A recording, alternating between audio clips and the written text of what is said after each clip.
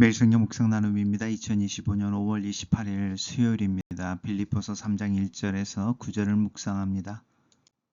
오늘의 본문을 읽습니다. 정말로 나의 형제들아 주 안에서 기뻐하라. 너희에게 같은 말을 쓰는 것이 내게는 수고로움이 없고 너희에게는 안전하니라. 개들을 삼가하고 행악하는 자들을 삼가하고 손 할례당을 삼가하라. 하나님의 성령으로 봉사하며 그리스도 예수로 자랑하고 육체를 신뢰하지 아니하는 우리가 곧 할례당이라.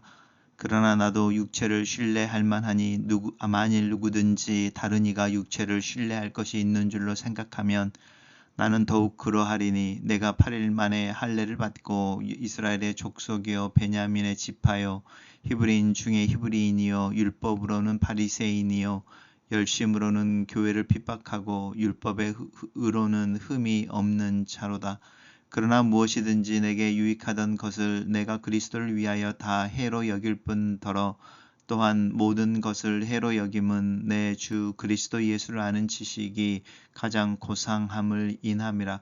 내가 그를 위하여 모든 것을 잃어버리고 배설물로 여김은 그리스도를 얻고 그 안에서 발견되려 함이니 내가 가진 의는 율법에서 난 것이 아니요 오직 그리스도를 믿음으로 말미암은 것이니 곧 믿음으로 하나님께로서 난 의라. 오늘의 본문은 예수 그리스도를 아는 지식의 고상함에 대한 이야기입니다. 정말로라고 하는 부분은 이제 마지막으로라고 하는 부분이어서 이제 빌립보서가 마지막을 향해서 가고 있다 이런 뉘앙스를 저희들에게 줍니다. 형제들아 이렇게 부르는 이 형제들은 아델포스라는 건데요. 아가 이제 함께 with라는 뜻이고 델포스라고 하는 부분이 이제 어머니의 태를 의미합니다. 그래서 이제 나 형제들아 이렇게 부를 때는 이렇게 우리로 하면 동포라는 의미로서의 한 핏줄 또 한 어머니를 공유하고 있는 한 어머니에게서 태어난 이런 의미로서 우리가 이제 교회에서 형제 자매들이라고 부를 때 그 말이 단순히 수사학적인 용어는 아닙니다. 예수 그리스도의 피를 받은 하나님의 사랑의 태 안에서 함께 태어난 이런 의미들이죠. 주 안에서 기뻐하라 라고 말합니다. 이제 빌립보서 자체가 계속적으로 사도 바울이 빌립보에 있는 교인들을 격려할 때 기뻐할 것을 명령하고 있습니다. 이 기쁨은 상황이 좋아서 또 내가 원하는 것이 내 손에 주어져서 우리가 누리게 되는 그런 기쁨이 아니라 하나님이 내 안에서 일하고 계시고 또 하나님이 그것을 이루실 것에 대한 믿음에서 나오는 어떤 기쁨입니다. 이것은 오히려 기쁨이란 말보다는 평화라는 말로도 표현할 수 있을 것 같고요. 또 자유로움 이렇게 표현할 수도 있을 겁니다. 기뻐한다라고 하는 부분입니다. 강조하는 거죠. 내가 너희들에게 수고함이 없고 너희들에게 안전하다라고 하는 부분은 내가 너희들을 위해서 정말로 중요한 믿음의 어떤 명령처럼 기뻐할 것에 대해서 이야기한다. 이러면서 이제 개들을 삼가하고 행악자들을 삼가하고 손 할례당을 삼가하라 해서 세 개 서로 다른 부분들을 이야기하는 것 같죠. 개들을 삼가한다고 하는 부분은 자기가 이렇게 토해냈던 것을 다시 먹는 자들, 그 자들은 바로 이 행악하는 자들이죠. 도덕적으로 문제가 있는 자들입니다. 그리고 그 자들은 하나님 앞에서도 문제가 있게 되는데 자신들의 의를 주장하기 위해 하나님의 은혜를 의지하지 않는 자들이 됩니다. 그래서 사실은 같은 사람, 같은 부류를 반복해서 이야기하고 있다. 이렇게 이해하셔도 괜찮습니다. 하나님의 성령으로 봉사하며 이제 그리스도 예수로 자랑하고 육체를 신뢰하지 아니하는 이제 이렇게 나가는 부분인데요. 성령으로 봉사한다라고 하는 부분은 이 계들을 삼가하는 것과 연결된다고 반대된다고 할 수 있고요. 그리스도 예수를 자랑하는 것과 행악하는 자들을 삼가하는 것이 연결되어질 수 있죠. 육체를 신뢰하지 않는 것이 바로 이 손 할례당과 연관되어집니다. 유대인 그리스도인이라고 하는 사람들 중에 이방인 그리스도인들을 향하여서도 너희들이 예수 그리스도 안에서 구원을 얻기 위해서는 유대 교회의 율법이나 또 이 할례를 지켜야 된다 이렇게 강조하는 사람들이 있는데 그 사람들에 대한 비난입니다. 그러면서 우리가 곧 할례당이다. 왜냐하면 우리가 예수 그리스도 안에서 마음의 할례를 받았기 때문이죠. 그러면서 사도 바울이 자기 이야기를 합니다. 만약에 육체를 이야기하자고 하면은 내가 뭐 떨어지지 않는다. 오히려 더 탁월하다라는 거죠. 8일 만에 세례를 받았다. 이것은 어려서부터 율법에서 말하는 규례를 지켰다. 이런 뜻입니다. 예수님도 8일 만에 세례를 받죠. 이게 이스라엘 족속이다. 베냐민 지파라고 하는 부분은 이제 이스라엘의 12지파 지파가 솔로몬이 죽고 나서 북왕국의 10지파가 남왕국의 2지파가 이렇게 나뉘게 되는데 이제 남왕국에 남게 된 2지파가 유다와 베냐민 지파죠. 그리고 이제 10지파는 아수리의 멸망에서 이제 흩어져 버리고 혼혈이 되어져서 신약에서는 사마리아인의 이제 모습으로 나타나 있는 사마리아인의 모습으로 나타나는데 반해 유다를 이루고 있던 유다 지파와 베냐민 지파는 바벨론을 포로로 끌려갔다가 다시 돌아오면서 자신들의 어떤 순수 혈통 또 순수 문화나 또 언어를 지키게 돼서 이제 우리가 소위 그래서 오늘날 유대인이라는 말을 하게 되는 부분이죠.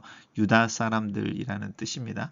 이제 베냐민 지파도 이제 이 유다 지파에 그냥 포함돼서 우리가 유대인 이렇게 부릅니다. 그러니까 이제 베냐민 지파라고 말하는 부분은 사울이 개종하기 전에 바울이 개종하기 전에 사울이었던 것 그리고 사울이 베냐민 지파였었죠. 그래서 이제 베냐민 지파라고 하는 부분은 순수 유대인이다라고 하는 부분이고요. 히브리주인 중에 히브리인 또 율법으로는 바리새인이었다. 당시에 유명한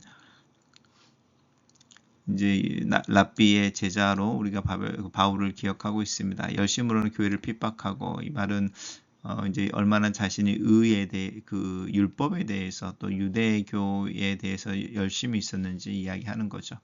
그리고 율법의 의로는 흠이 없다. 이것은 이제 8일 만에 할례를 받은 것의 연장선상에서 자기가 자라면서 율법에서 이야기하고 있는 내용들을 다 지켰다라는 것이죠. 이건 또 바리새인하고도 연관된다고 할 수 있습니다.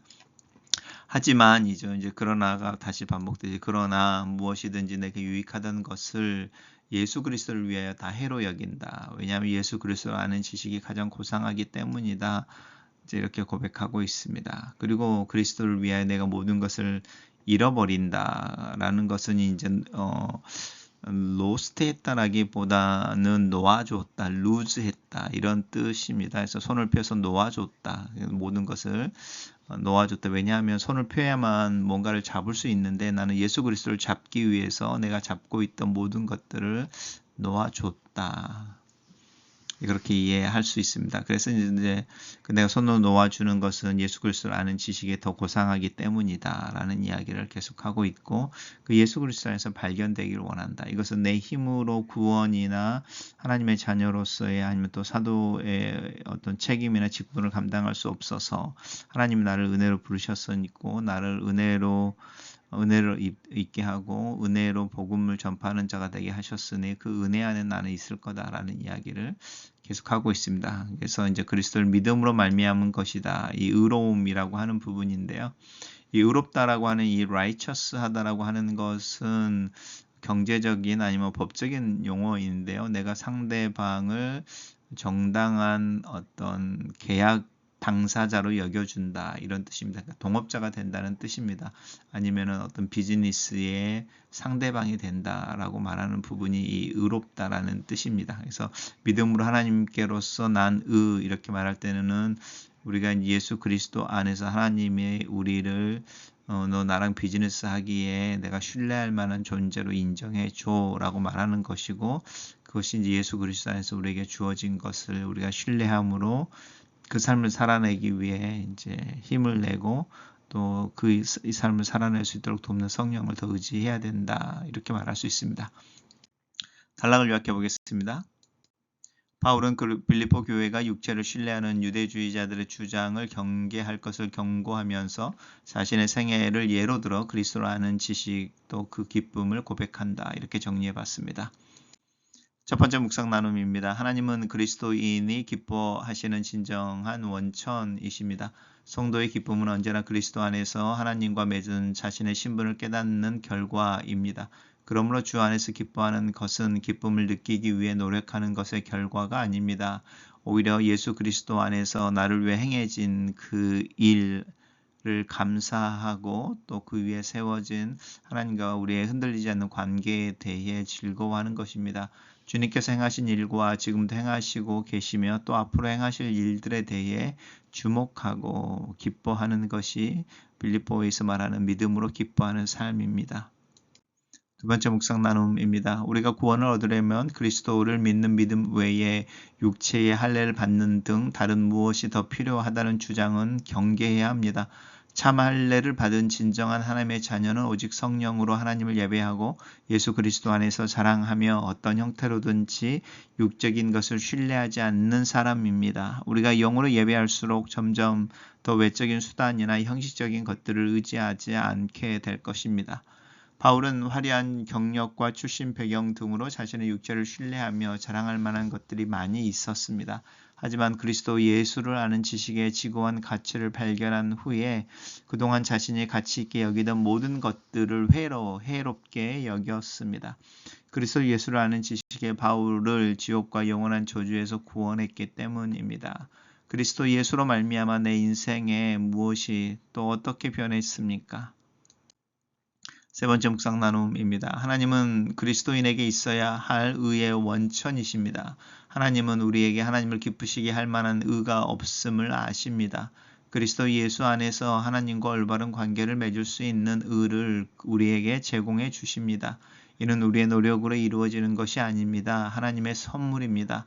즉 예수 그리스도를 믿어 그분과 하나 되었을 때에 절대적으로 의로우신 그분 안에 있는 의를 내게 주신 것입니다. 그러므로 오늘 내가 할 수 있는 유일한 일은 그리스도 예수 안에 거하며 하나님이 주신 의로움의 놀라운 혜택을 받아 누리는 것입니다. 글로 쓰는 기도입니다. 날마다 예수 그리스도 안에서 또 그를 아는 지식에서 자라가며 그 지식이 부요해지고 그리스도 예수 안에 거하는 하루하루를 위해 기도합니다. 예수 그리스도를 아는 지식의 고귀함을 더 깊이 깨닫게 하시고 그리스도를 의지하여 사는 하루하루를 가르치시옵소서. 내게 선물로 주어진 구원과 의로움, 자녀됨의 특권을 감사하며 내 삶에서 그것들이 구체적으로 경험되고 또 누군가에게 소개하는 삶을 살게 도와주시옵소서. 예수님 이름으로 기도합니다. 아멘.